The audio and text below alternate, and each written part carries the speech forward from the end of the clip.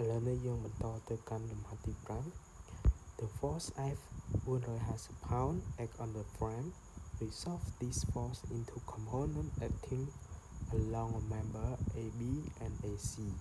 and determine the magnitude of each component. នៅក្នុងលំហាត់នេះគេបានឲ្យតម្លៃនៃកម្លាំង F ស្មើនឹង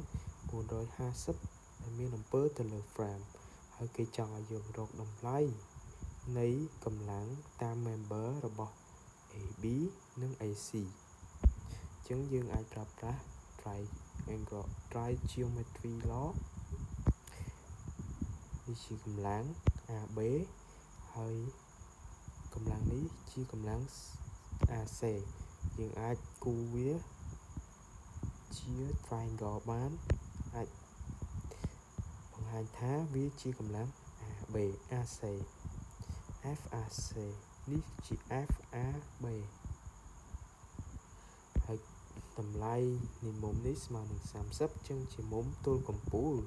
អញ្ចឹងវាស្មើនឹង30ដូចគ្នា30ហើយវាជាមុំឆ្លាស់នេះក៏30ដឺក្រេដូចគ្នាហើយមុំនេះស្មើនឹង180ដក45ដក30អញ្ចឹងស្មើនឹង105ដឺក្រេអញ្ចឹងយើងអាចរកតម្លៃនៃ member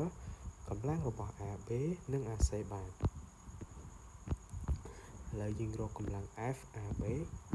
FAB នៅលើស៊ីន105ដឺក្រេនេះជា FAB មុំទល់វាជាមុំ105ដឺក្រេស្មើនឹងដោយសារយើងដឹងកម្លាំង450អញ្ចឹងកម្លាំងនេះមុំទល់នឹងវាស្មើនឹង30ដឺក្រេអញ្ចឹងស្មើនឹង450នៅលើស៊ីន30ដឺក្រេ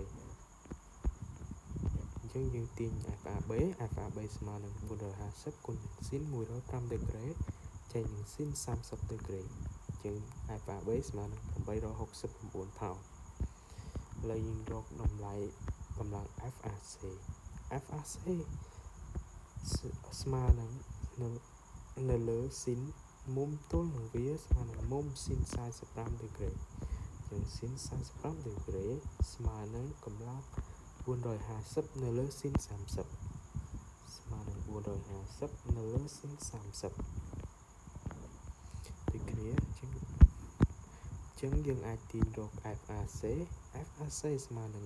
450គុណនឹង45ដឺក្រេចែកនឹងស៊ីន30ដឺក្រេអញ្ចឹងដូច្នេះ